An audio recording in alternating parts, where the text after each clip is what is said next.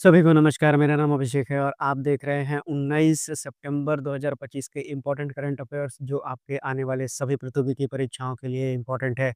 आइए शुरुआत करते हैं अपने पहले करंट अफेयर के साथ जहां पर अनएम्प्लॉयमेंट रेट में कमी आई है मात्र 0.1% की, तो 5.1% अगस्त में हो गया है। साथ ही साथ जो फीमेल का वर्कफोर्स पार्टिसिपेशन है वो बढ़ता हुआ दिखाई दिया है, ऐसा रिपोर्ट का मानना है। चलिए इस न्यूज़ को बाद में देखेंगे, सबसे पहले समझते हैं कि अनएम्प्लॉयमेंट होता क्या है। तो अनएम्प्लॉयमेंट एक सिचुएशन है जहाँ पर इंडिविजुअल्स कैपेबल होते हैं और साथ ही साथ विलिंग होते हैं, यानी उनको काम करने की इच्छा भी होती है और अगर वो एम्प्लॉयमेंट को खोज रहे हैं लेकिन वो जॉब को ले नहीं पा रहे हैं अपने सूटेबिलिटी के हिसाब से, तो इसे हम अनएम्प्लॉयमेंट कहते हैं। अब जो अनएम्प्लॉयमेंट होता है एक क्रूशियल इंडिकेटर होता है नेशंस के इकोनॉमिक हेल्थ को। साथ ही साथ ये रिड्यूस्ड इकोनॉमिक एक्टिविटी पॉवर्टी को इंक्रीज करता है, सोशल इनइक्वालिटी को बढ़ाता है पोटेंशियली अगर अनएम्प्लॉयड रह जाता है अगर कोई व्यक्ति तो। अब अगर अनएम्प्लॉयमेंट के टाइप्स को देखें तो इंडिया में वेरियस तरह के अनएम्प्लॉयमेंट्स देखा जाता है। उनमें से प्रमुख है डिसगाइज्ड अनएम्प्लॉयमेंट, यानी कि जितने की ज़रूरत है उससे ज़्यादा लोग काम कर रहे हों, तो ऐसे एम्प्लॉयमेंट को डिसगाइज्ड एम्प्लॉयमेंट कहते हैं, अनएम्प्लॉयमेंट कहते हैं।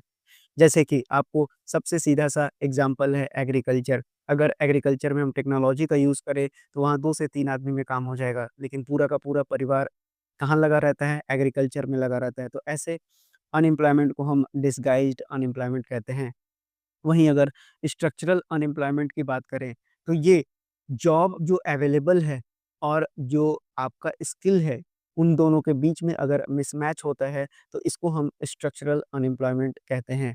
अब अगर हम बात करें साइक्लिकल अनएम्प्लॉयमेंट की, तो ये बिज़नेस में होता है आपको।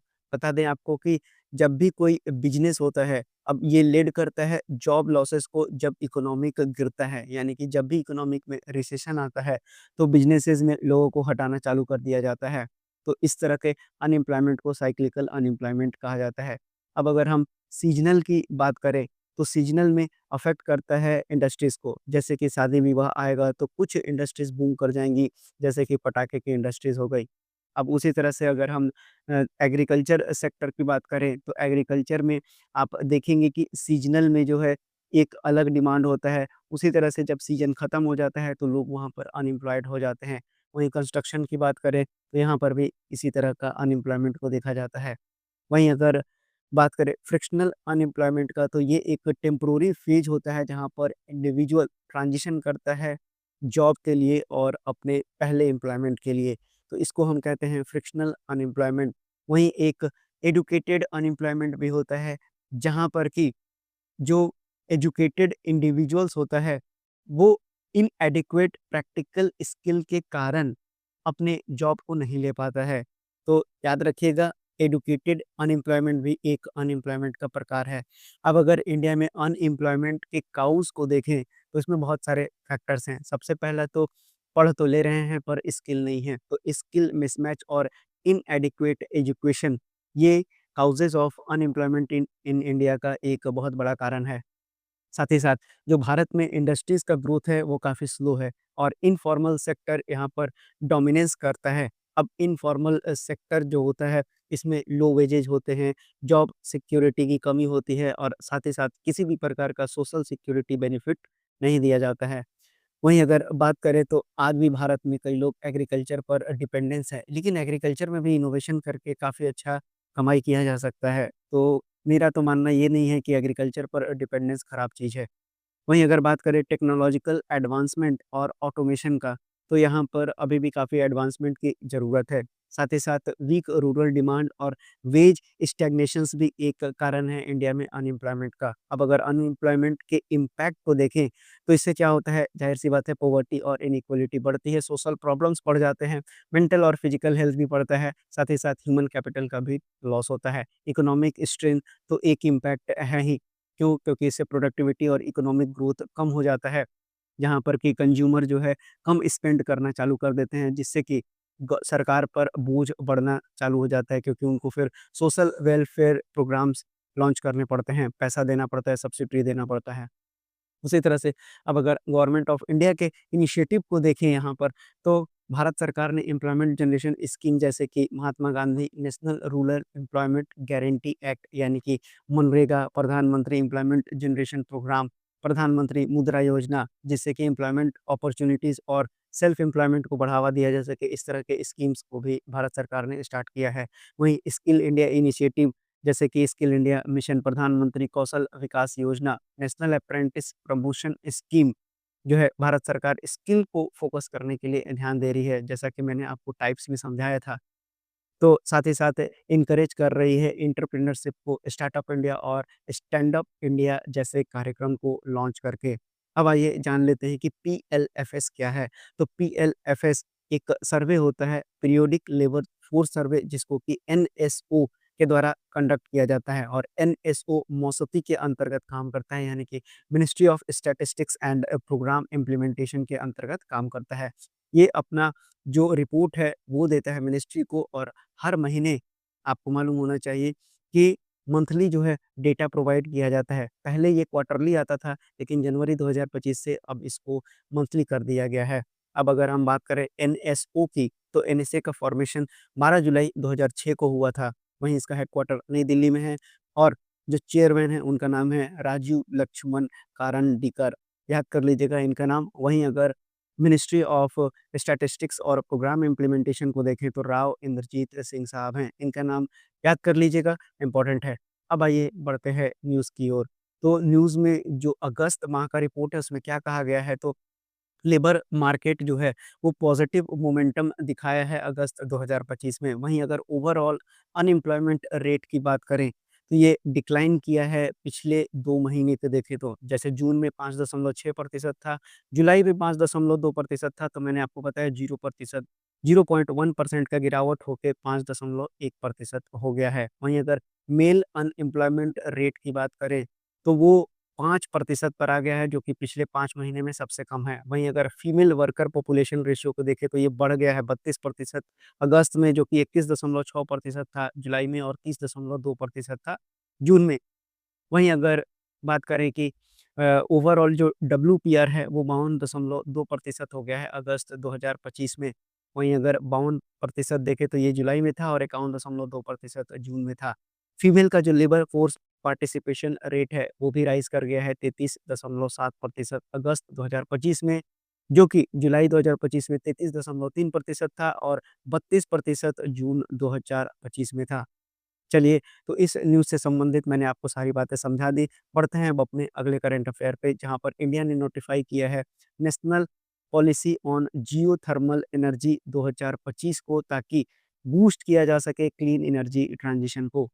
आइए समझते हैं सबसे पहले रिन्यूएबल एनर्जी के बारे में, उसके बाद आपको देखेंगे कि न्यूज़ में क्या है। तो देखिए जियोथर्मल एनर्जी क्या होता है? तो जियो का मतलब होता है अर्थ और थर्मल का मतलब होता है हीट। तो यानी कि जब हम धरती के अंदर से हीट को निकालते हैं, तो ये मेरा जियोथर्मल एनर्जी कहलाता है। आप धरती के सतह के कुछ नीचे जाएँगे तो वहाँ गर्म पानी मौजूद होता है। उस गर्म पानी में इतना गर्मी है कि हम स्टीम ले सकते हैं वहाँ से और हम पाइप को लगाकर स्टीम लाते हैं और उसको फिर टरबाइन पर घुमा देते हैं। तो टरबाइन हमारा घूमता है तो यहाँ पर बिजली उत्पादन होती है। साथ ही साथ अब उसी जो बचा हुआ स्टीम है उसको हम कूलिंग टावर के ज़रिए कूल करके वापस से वहीं पर पानी को लेके चले जाते हैं। तो इससे एक साइकिल बन जाता है जहाँ पर वेस्टेज काफ़ी कम होता है और ये आपको बता दें कि ये एक रिन्यूएबल सोर्सेज़ ऑफ एनर्जी है। आप देखिए यहाँ पर किसी भी तरह का जो हार्मफुल गैसेज़ हैं उनका उत्पादन नहीं होता है और साथ ही साथ हमको बिजली भी जनरेट करके मिल जा रहा है। तो आपको बता दें कि इंडिया जो है डेवलप कर रहा है अपना पहला जियोथर्मल पावर प्रोजेक्ट कहाँ पर? पूगा वैली लद्दाख में, याद कर लीजिएगा किसके द्वारा?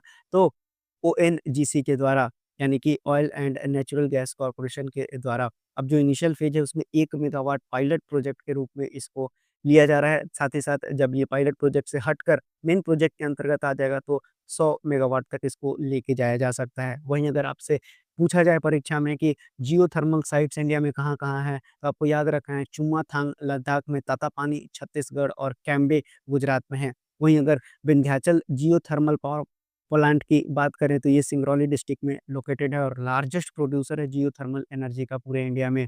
अब इसकी कैपेसिटी की बात करें तो 4760 मेगावाट है अभी इसके करंट प्रोडक्शन को देखें तो। वहीं अगर प्रहलाद वेंकटेश जोशी को देखें तो ये आपके minister of consumer affairs, food and public distribution है और साथ ही साथ ministry of new and renewable energy भी है।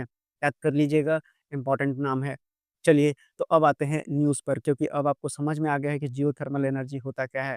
तो अब जो मिनिस्ट्री है न्यू एंड रिन्यूएबल एनर्जी, उन्होंने नोटिफ़ाई किया है। क्या नोटिफ़ाई किया है कि अब इंडिया हार्नेस करेगा जियोथर्मल एनर्जी पोटेंशियल को 10 गीगावाट तक, जो कि सपोर्ट करेगा नेट ज़ीरो एमिशन को, जो 2070 तक का भारत का टारगेट है। ये पहला डेडिकेटेड पॉलिसी है जियोथर्मल एनर्जी पर इंडिया का। वहीं अगर हम बात करें तो इसका डायरेक्ट यूज़ एप्लीकेशन और पावर जनरेशन के लिए यूज़ किया जाएगा। अब डायरेक्ट यूज़ एप्लीकेशन के अंतर्गत देखें तो हीटिंग और कूलिंग के लिए इसका यूज़ किया जा सकता है, एग्रीकल्चर में इसका यूज़ किया जा सकता है, टूरिज़्म, फूड प्रोसेसिंग और डिसैलिनेशन जैसे जगहों पर भी इसका स्कोप है। वहीं अगर रिसोर्स के बेस की बात करें तो इंडिया में 381 हॉट स्प्रिंग है, जो कि जियोलॉजिकल सर्वे ऑफ इंडिया के द्वारा देखा गया है। अब अगर उसमें मेन प्रोविंसेस की बात करें, जो आपको ऑप्शंस वाइज़ आ सकता है, तो वो है Himalayan, Naga Lushai, Andaman Nicobar island, Son, Narmada, Tapi, west coast, Cambay graben, Aravalli, Mahanadi, Godavari, south India, cratonic. आपको याद करना है यहाँ से अरावली, गोदावरी याद कर लीजिएगा और साथ ही साथ हिमालयन, ये 3 नाम ज़रूर याद रखिएगा कि 3 प्रोविंस में जीएसआई यानी जियोलॉजिकल सर्वे ऑफ इंडिया के द्वारा यहाँ पर आइडेंटिफ़ाई किया गया है। वहीं अगर इंस्टीट्यूशनल मैकेनिज़्म की बात करें, तो मिनिस्ट्री मैंने आपको बता दिया कौन रिस्पॉन्सिबल है और साथ ही साथ किसके साथ कोऑपरेट किया जाएगा, तो state government, oil and gas sector के साथ इसको लिंक किया जाएगा। साथ ही साथ इंसेंटिवाइज़ भी किया जाएगा और सपोर्ट भी किया जाएगा, जहाँ पर 100% एफडीआई परमिटेड होगा। साथ ही साथ फिस्कल सपोर्ट जो सरकार देगी, उसमें ड्यूटी एग्जम्पशंस होंगे, साथ ही साथ फाइनेंशियल कंसेशन भी होगा यहाँ पर। वहीं अगर टेक्नोलॉजी और इनोवेशन के दृष्टिकोण से देखें, तो यहाँ पर एनहांस्ड जियोथर्मल सिस्टम को बढ़ावा मिलेगा, साथ ही साथ हाइब्रिड सोलर जियोथर्मल प्लांट्स को भी बढ़ावा मिलेगा। अब बात करें इसके सिग्निफिकेंस की, तो ये बेस लोड है रिन्यूएबल एनर्जी का, यानी यहाँ किसी भी प्रकार का प्रदूषण नहीं होगा। साथ ही साथ ये डाइवर्सिफ़ाई करेगा इंडिया के मिक्स जो प्लांट्स हैं, जैसे कि सोलर के साथ जियोथर्मल चलेगा, तो भारत सरकार का जो फॉसिल फ्यूल पर डिपेंडेंसी है, वो भी धीरे-धीरे कम होता चला जाएगा। साथ ही साथ हमारे एनर्जी सिक्योरिटी को भी स्ट्रेंथन मिलेगा, क्योंकि भारत में ही ये सारे पावर प्लांट्स बनेंगे। और जहाँ-जहाँ बनेंगे वहाँ पर रीजनल डेवलपमेंट्स भी होगा, याद रखिएगा। लेकिन इसके साथ-साथ काफ़ी हेवी चैलेंजेज़ होगा। आप धरती को ड्रिल करेंगे तो ये मत समझिए कि धरती वापस में आपको कुछ नहीं देगी। ज़ाहिर-सी बात है कि आपको एक्सप्लोरेशन का रिस्क वहाँ बढ़ जाएगा और साथ ही साथ कॉस्ट भी बढ़ जाएगा। एनवायरमेंटल सेंसिटिव एरिया है हिमालय और ट्राइबल एरिया, जहाँ पर भूस्खलन जैसी समस्याएँ बढ़ना चालू हो जाएँगी। साथ ही साथ भारत में आपको मालूम होना चाहिए कि जो ग्रिड की कनेक्टिविटी है, वो भी रिमोट रीजन में एक मेजर कारण है। वहीं पर लिमिटेड डोमेस्टिक एक्सपर्टीज़ है। कहाँ पर हमारे तो हाई एंथैल्पी जियोथर्मल टेक्नोलॉजी में, यानी टेक्नोलॉजी हमारे पास रिच नहीं है। अब अगर इंटरनेशनल कॉन्टेक्स्ट की बात करें तो Iceland, USA, Philippines, Indonesia, Kenya के साथ हम शेयर कर सकते हैं टेक्नोलॉजी ट्रांसफ़र के लिए। तो ज़ाहिर-सी बात है, हमको डेवलपमेंट और जो एनवायरमेंटल का रिस्क है, वो कम किया जा सकता है अगर हम इन देशों की मदद लें तो। चलिए, अब बढ़ते हैं अपने अगले करंट अफेयर की ओर, जहाँ पर इंडिया आईएलओ ने साइन किया है एमओयू, ताकि बूस्ट किया जा सके global employment opportunities Indian youth के लिए। अब अगर बात करें तो लेबर और एम्प्लॉयमेंट मिनिस्टर कौन है, तो डॉक्टर मनसुख मंडाविया हैं। अब यहाँ पर गवर्नमेंट ऑफ इंडिया का ये एक अच्छा इनिशिएटिव है, चाहते हैं ये कि जो यहाँ के यूथ हैं, उनको ग्लोबल एम्प्लॉयमेंट अपॉर्च्युनिटी भी बढ़ावा मिले, इसलिए ये डील किया गया है किसके साथ, तो लेबर ऑर्गेनाइजेशन के साथ। अब आईएलओ की बात करें तो इंटरनेशनल लेबर ऑर्गेनाइजेशन इसकी फुल फॉर्म होती है। अब इसकी बात करें तो 11 अप्रैल 1919 को इसका फॉर्मेशन हुआ था। वहीं यूनाइटेड नेशन की ये एक स्पेशलाइज़्ड एजेंसी है, जिसका हेडक्वार्टर जेनेवा का स्विट्ज़रलैंड में है। वहीं डीजी का नाम इम्पोर्टेंट है, गिलबर्ट हाउंबो, इनका नाम याद कर लीजिएगा। साथ ही साथ 1969 में इस संस्था को नोबेल पीस प्राइज़ दिया गया था, ये भी इम्पोर्टेंट है। बढ़ते हैं अपने अगले करंट अफेयर की ओर, जहाँ पर मणिपुर ने इनॉग्रेट किया है 3 डे फेस्टिवल, ताकि जो जीआई टैग हाथई चिल्ली है, यानी मिर्ची की ही बात की जा रही है, उसको बढ़ावा मिल सके। तो याद रखिएगा कि ये जो मणिपुर में है, कहाँ पर? मणिपुर में सियाखोंग हथाई चिल्ली फेस्टिवल, इस पूरे नाम को याद कर लीजिएगा। कहाँ पर आयोजन होता है? तो सिराखोंग विलेज में जो कि किस डिस्ट्रिक्ट्स में है? तो उखरुल डिस्ट्रिक्ट में है। कहाँ पर है? मणिपुर में है। क्या इसको जीआई टैग मिला हुआ है इस हथई चिल्ली को? तो बिल्कुल ये जीआई टैग को ही रिप्रेज़ेंट करता है। और किस लिए जाना जाता है? तो अपने यूनिक अरोमा के लिए और साथ ही साथ फ्लेवर के लिए ये जाना जाता है। अब यहाँ पर होता क्या है, तो ज़ाहिर-सी बात है, जो बायर और सेलर है, वो आपस में सालाना मीटअप करते हैं ताकि जो इकोनॉमिक एक्टिविटीज़ है, उसको फोस्टर किया जा सके लोकल फार्मर्स के लिए। साथ ही साथ ट्री प्लांटेशन ड्राइव को नेशन वाइड इनिशिएटिव के रूप में लाना भी इसका एक मकसद है, जो कि एक पेड़ माँ के नाम, जो कि कुछ ही दिन पहले यहाँ आयोजित किया गया था। वहीं अगर कैपिटल की बात करें मणिपुर की, तो इम्फाल है। सीएम कोई नहीं है क्योंकि प्रेसिडेंट रूल लागू है। अजय कुमार भल्ला साहब यहाँ के गवर्नर हैं। एक ही नेशनल पार्क है जो कि आपको याद रखना है, किबुल लामजाओ नेशनल पार्क।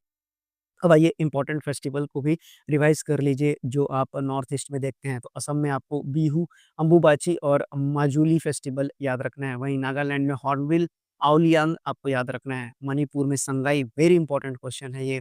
उसी तरह से अरुणाचल प्रदेश की बात करें तो जीरो फेस्टिवल ऑफ म्यूजिक और ड्री फेस्टिवल याद कर लेना है।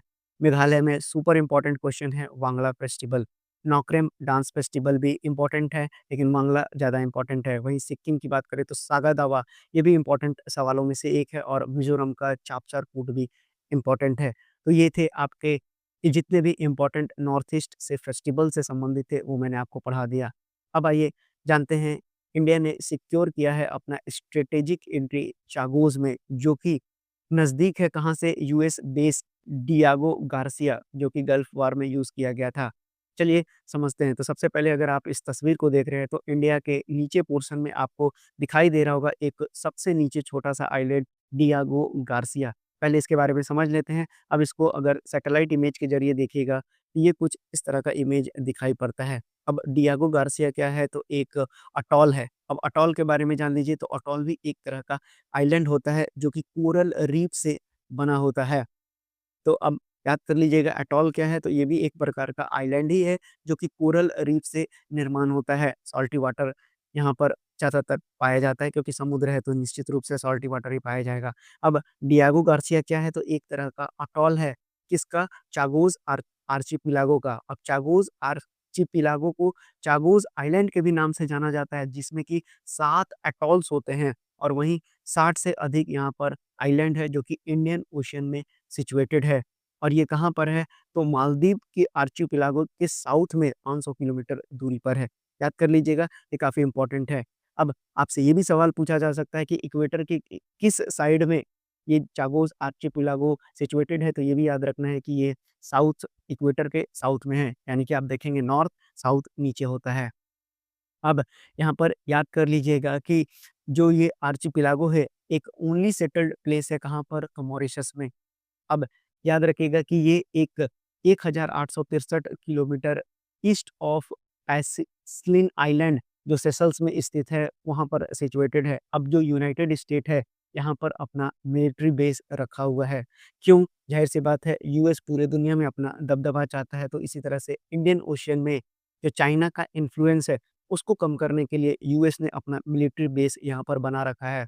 अगर यूएस के साथ-साथ बात करें तो यूके का भी ये मिलिट्री बेस है। अब इसके थोड़े से हिस्ट्री के भी बारे में जानिए क्योंकि यहाँ से सवाल अक्सर बनता है।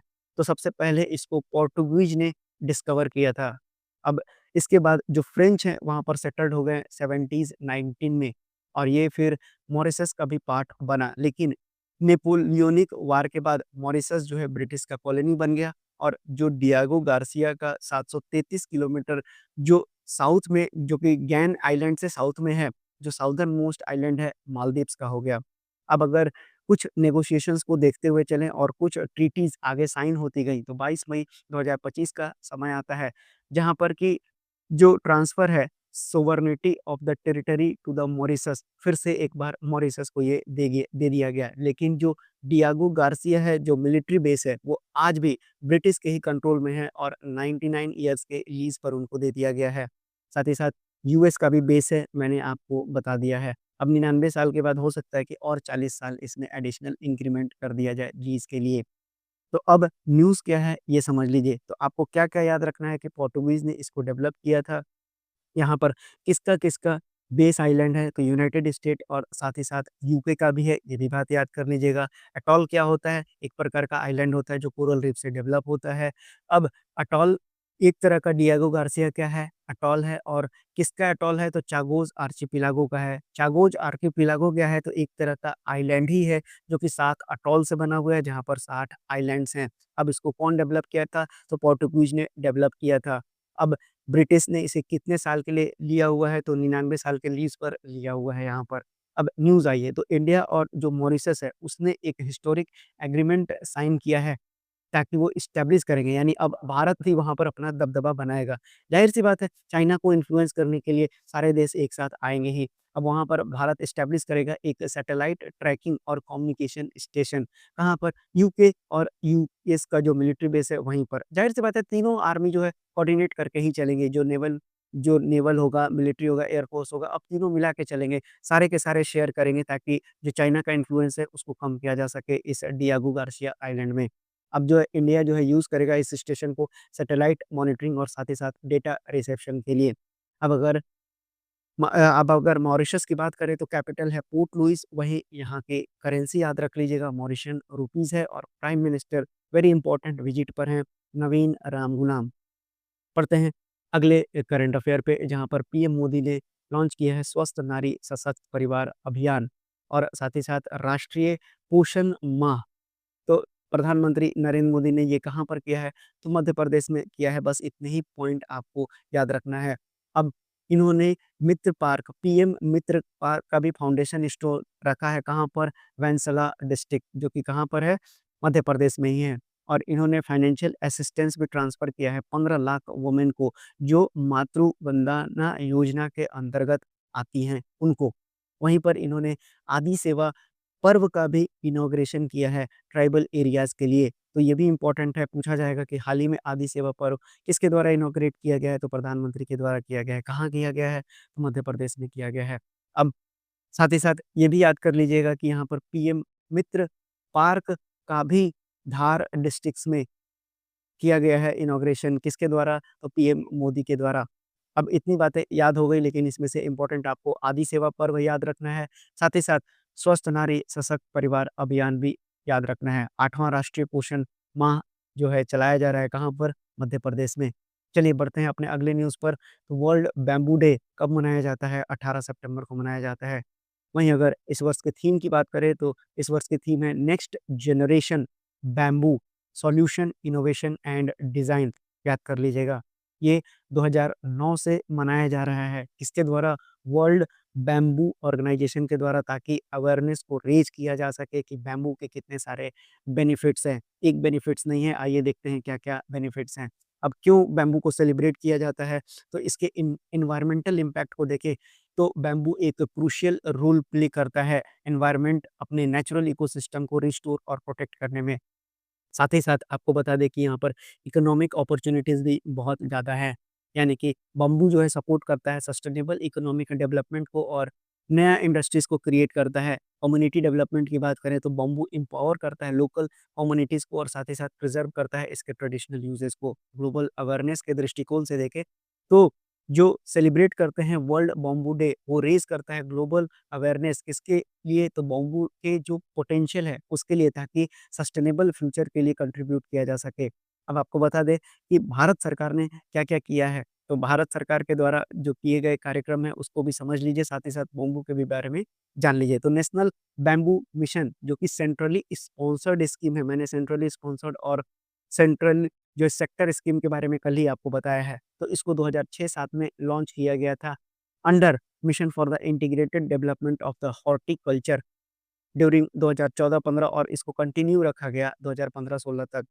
अब आपको बता दें कि इंडिया के पास हाईएस्ट एरिया है यानी 13.96 मिलियन हेक्टेयर जहाँ पर बाम्बू उगाया जाता है और सेकंड रिचेस्ट कंट्री है बाम्बू में चाइना के बाद, जहाँ पर कि 136 स्पीशीज़ हम उगाते हैं, 125 इंडिजीनियस है और साथ ही साथ 11 जो है बाहरी हैं। अब अगर बता दें तो इसका यूज़ेज़ कहाँ-कहाँ है तो फर्नीचर में, टेक्सटाइल में, फूड में, एनर्जी में, हर्बल मेडिसिन्स में।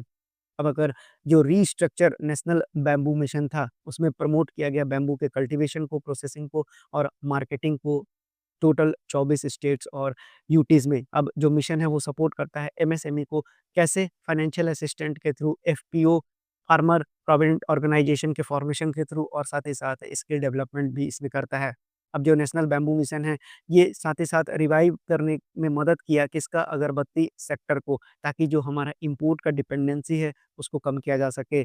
बहुत सारे स्टोरीज़ अवेलेबल हैं कौन-कौन देश से, कौन-कौन जगहों से, तो मध्य प्रदेश से, महाराष्ट्र से और असम में बहुत सारे पॉजिटिव इम्पैक्ट दिखाई पड़े हैं नेशनल बैम्बू मिशन को। अब बैम्बू को क्लासिफाई किया गया है ग्रास में। पहले गवर्नमेंट ऑफ इंडिया ने इसको लीगली रिकॉग्नाइज़ किया था ट्रीज़ के फॉर्म में, जो कि इंडियन फॉरेस्ट एक्ट के तहत ये आता था 1927 के। लेकिन 2017 में इसमें अमेंडमेंट किया गया और बैम्बू को ट्री से हटाकर ग्रास में कर दिया गया। क्यों? ताकि फार्मर्स के इनकम को डबल किया जा सके, ग्रीन कवर को किया जा सके। और मैंने आपको बताया भी कि जो बैम्बू मिशन है और बैम्बू का यूज़ेज़ है, क्यों ज़रूरी है सस्टेनेबल डेवलपमेंट के लिए। तो याद कर लीजिएगा 2017 में अमेंडमेंट किया गया था। वहीं आपको और भी याद रखना है कि 2006 में, 7 में कौन-सा 2006-7 में जो है नेशनल बैम्बू मिशन को लॉन्च किया गया था। तो इम्पोर्टेंट पॉइंट्स जो भी थे वो मैंने आपको यहाँ से करा दिए। चलिए अब बढ़ते हैं अगले करंट अफेयर की ओर, जहाँ पर ग्लोबल इनोवेशन इंडेक्स आ चुका है। टॉप 10 कंट्रीज़ का नाम आपको याद रखना है और साथ ही साथ इंडिया कहाँ पर लाई करता है। तो देखिए, अगर इंडिया की बात करें तो इंडिया ने रैंक किया है 38वां ग्लोबली, जो कि 2020 में भारत का रैंक देखें तो ये 48वां था। और इंडिया ने 1 rank lower middle income countries के दृष्टिकोण से देखें तो यहाँ पर रैंक 1 है। कहाँ पर? सेंट्रल और साउदर्न एशियन रीजन में। सबसे पहला जो टॉप कंट्री है उसका नाम स्विट्ज़रलैंड है, स्वीडन है दूसरे स्थान पर और तीसरा है यूनाइटेड स्टेट्स, 10वें नंबर पर चाइना है, याद कर सकते हैं आप। तो ये 2-3 नाम याद कर लीजिएगा। इंडिया का 38वां रैंक है। किसके द्वारा रिलीज़ किया जाता है? तो निश्चित रूप से आपको मालूम होना चाहिए, वीपो के द्वारा, यानी कि वर्ल्ड इंटेलेक्चुअल प्रॉपर्टी ऑर्गेनाइजेशन के द्वारा, जिसकी स्थापना 14 जुलाई 1967 को हुआ था। वहीं ये भी एक यूनाइटेड नेशन की स्पेशलाइज़्ड एजेंसी है जिसका हेडक्वार्टर जेनेवा स्विट्ज़रलैंड में है। 193 मेंबर स्टेट हैं और जो डीजी हैं, director general, very important, Darren Tang, इनका नाम याद कर लीजिएगा। बढ़ते हैं अगले करंट अफेयर पे, जहाँ पर वरुण चक्रवर्ती जो हैं भारत के तीसरे ऐसे बॉलर हो गए हैं जिन्होंने टी20 में टॉप स्थान हासिल किया है। तो याद कर लीजिएगा इनका नाम। वैसे तो इम्पोर्टेंट नहीं है, पूछा नहीं जाएगा, लेकिन मुझे रिवाइज़ कराना था। Board of control for cricket in India, जिसकी स्थापना 1928 में हुई थी। मुंबई हेडक्वार्टर है और रॉजर बिन्नी हेड है। वहीं आईसीसी इंटरनेशनल क्रिकेट काउंसिल 1909 में स्थापना। दुबई का हेडक्वार्टर है इसका और जय शाह यहाँ के हेड हैं। बढ़ते हैं अगले करंट अफेयर पे, जहाँ पर डिफेंस मिनिस्टर राजनाथ सिंह ने क्या किया है?